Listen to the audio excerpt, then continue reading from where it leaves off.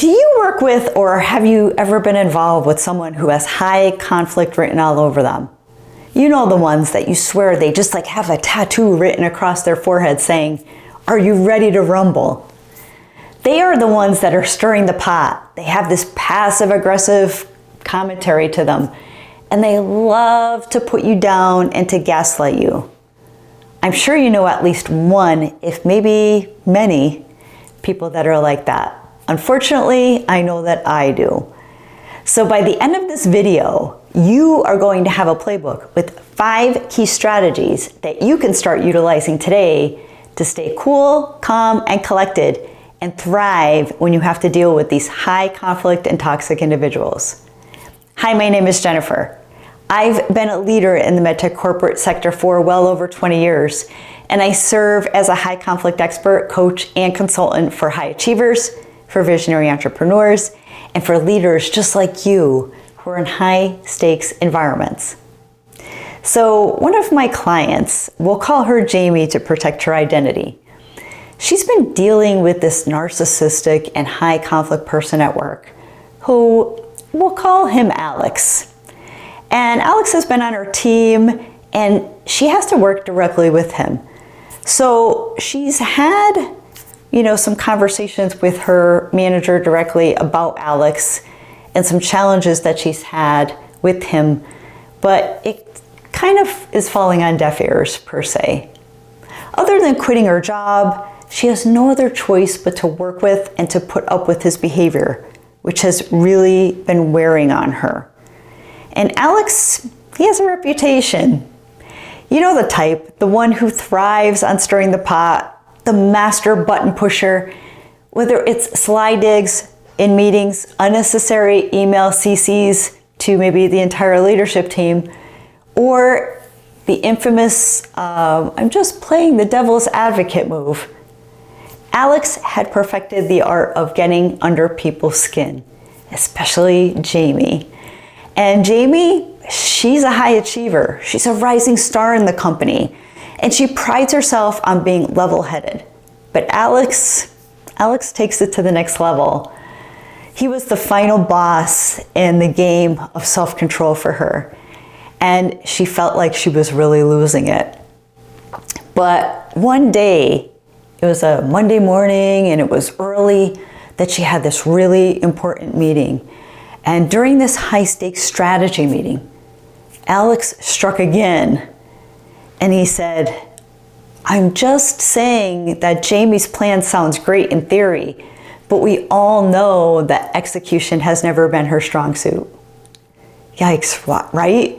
What a dig. So cue the awkward silence. And Jamie felt the heat rising and she was infuriated. But instead of firing back, this time, Jamie took a breath and she activated her high conflict playbook in her head. So we had put together the strategy that she could use at any time with really anyone who was gaslighting or putting her in this conflict-driven situation and feeling where she felt really intense, the heat rising, and not in control. And it's really worked seamless for her. And I'm confident it's something that will work well for you as well. So the first part of the playbook strategy is to understand the science of conflict. Research from the American Psychological Association shows that 65% of performance problems, they stem from unresolved workplace conflict.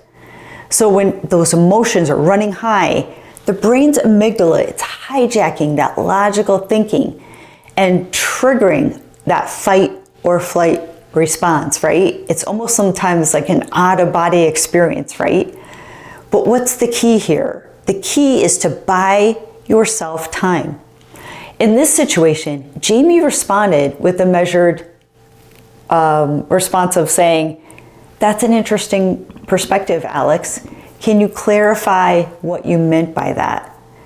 So the moment Jamie asked this question, Alex hesitated, perhaps not expecting a calm response, especially since Jamie had been someone who he saw was easily triggered. So that moment of hesitation was all Jamie needed to stay in control. And studies have shown that taking just 6 deep breaths can reduce cortisol levels and improve decision making in stressful situations. So you might even want to try the box breathing technique, where you inhale for 2 to 4 seconds, you hold it for 2 to 4 seconds, you release your breath for 2 to 4 seconds, and then you hold for 2 to 4 more seconds. So give that a shot. I know that it works for me quite a bit, especially if I'm in high stressful situations. And Jamie had practiced this technique before, and now this was her time to shine. It was truly paying off. I'm so proud of her, because sometimes that's the hardest part, is how do I stay in control? The second strategy is use the power of emotional regulation. So studies from Harvard's program on negotiation reveal that people who reframe conflicts as challenges rather than threats, they have a 32% higher success rate in managing difficult interactions.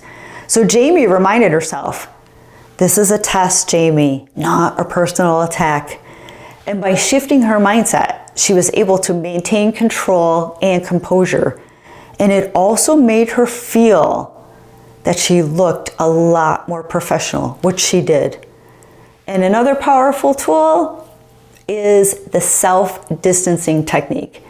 So research from the University of Michigan, they suggest that referring to yourself in the third person during these internal dialogues. So for example, Jamie, you've got this, when you're talking to yourself.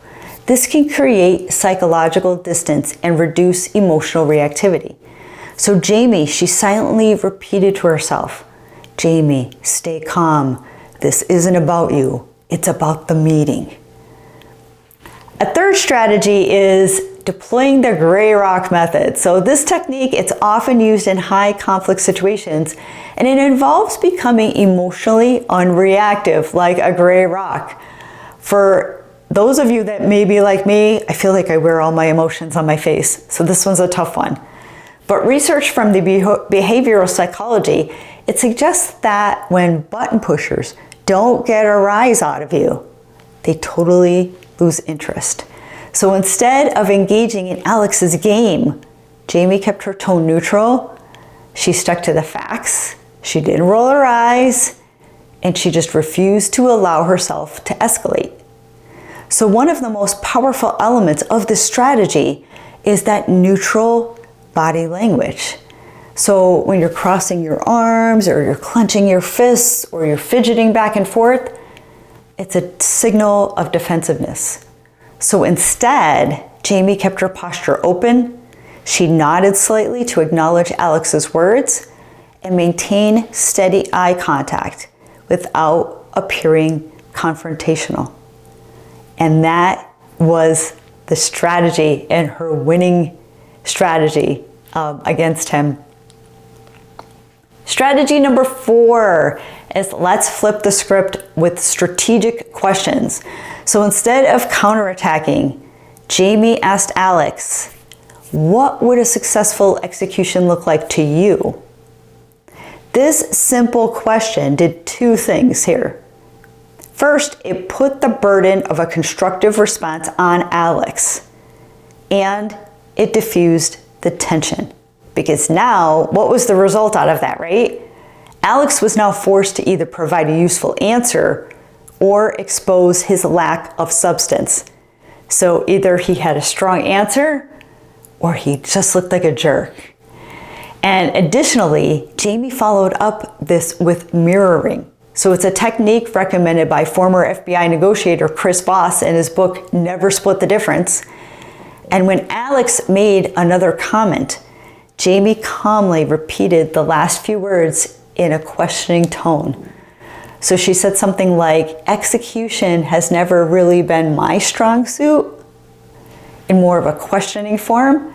And what that did was it encouraged Alex to elaborate or to rethink his stance.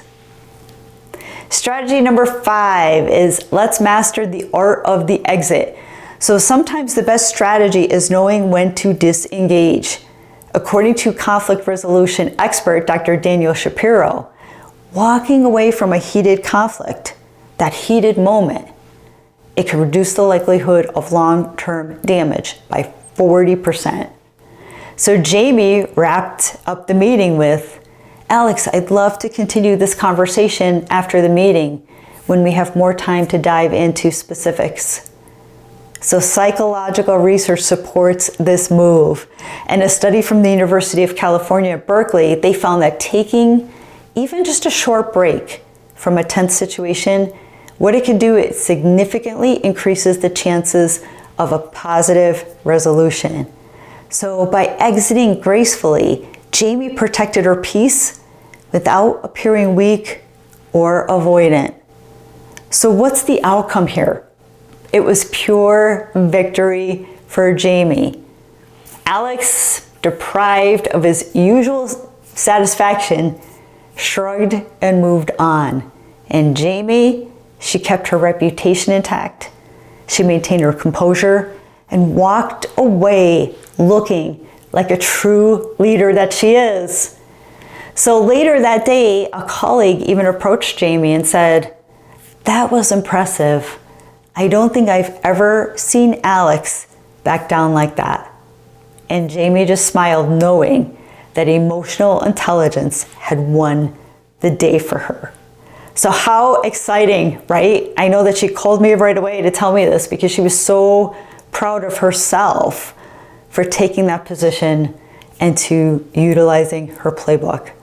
So your high conflict playbook can look very similar to Jamie's. Here's some takeaways that you might want to consider. Number one, you want to buy yourself time and you want to pause before reacting. You want to also reframe the conflict as a challenge and not as a threat. So keep telling yourself, this is not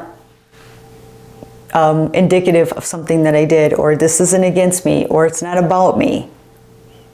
You're going to also want to use self-distancing techniques to stay emotionally detached. So maybe take a pause, take a break, excuse yourself to the restroom. You want to stay neutral and don't feed the drama, because feeding it only makes it worse for you in that situation and long term, especially if it's somebody that you have to work with or deal with on a regular basis. And you're going to want to use strategic questions and that mirroring technique to shift the dynamic. Shift it on them instead of you fumbling for words and trying to figure what to say. Turn the script against them. Make them answer you. And maintain neutral body language and avoid that escalation. And most importantly, know when to exit gracefully. So conflict is inevitable. It's everywhere in our lives, but losing your cool doesn't have to be. So the next time someone tries to push your buttons, gaslight you, or throw you under the bus, remember, you have the playbook. So now go ahead and use it with pride. So if you found this content valuable, please consider sharing, please consider subscribing, and we'll see you all next time.